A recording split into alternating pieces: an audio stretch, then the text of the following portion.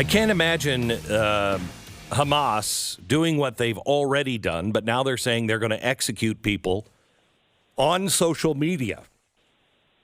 If Israel continues to go in, Israel is not going to stop. We haven't heard from the president really at all on this subject. He's supposed to speak sometime before Nappy Nap and tell us, I guess, what his plan is. What would your plan be, Vivek Ramaswamy, if you were president, to deal with the hostages?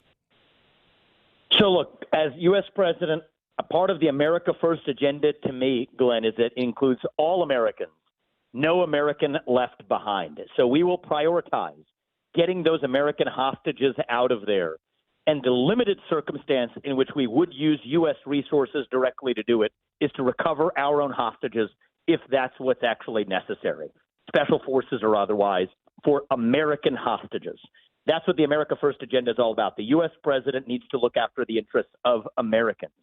But broadly speaking, the other way we advance American interests here is let Israel make the decisions it needs to make to defend its own borders while avoiding full-scale all-out war in the Middle East. And I think there's not enough times I can say that at a time like this, when people have made our worst decisions in our foreign policy disasters in history, it's as a knee-jerk reaction to something legitimately bad that was done by a terrorist on the other side.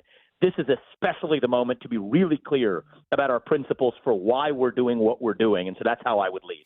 Okay, we have 90 seconds left, and I want to talk to you about the number of people that have been arrested on the FBI's terror watch list. We have about 250 of them, 275 of them, that we have caught since the beginning of the Biden administration.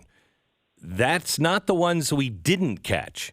Are you worried at all about these possible terrorist cells that are here coming across from our border, and how would you solve that? I'm very worried about it, Glenn. I think it's a real concern. Just a few days ago, I was at the northern border where nobody else has actually visited, and that is wide open. To call that porous is an understatement. That's where the next frontier is going. A Brazilian ex-military murderer has come in through, who caught in northern New Hampshire and otherwise. This is a great risk. So seal the border, use our military to do it.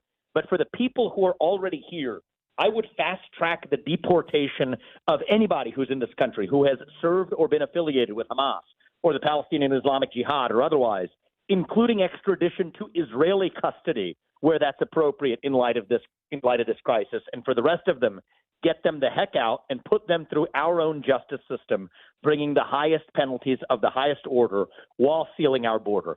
That is how we actually drive this change. And the best border policy of all is stop making it so easy to get into this country by abuse of our asylum laws. It's going to take a president with the spine to lead that way. But the good news, Glenn, is that this is a solvable problem. The country that put a man on the moon, yes, this is a logistically solvable problem. This is just a question of political will. And I do think it will take somebody with a spine as an outsider, understanding that we are in the middle of this dangerous approach to war right here on our home turf, to be able to put that to an end. Vivek, thank you very much.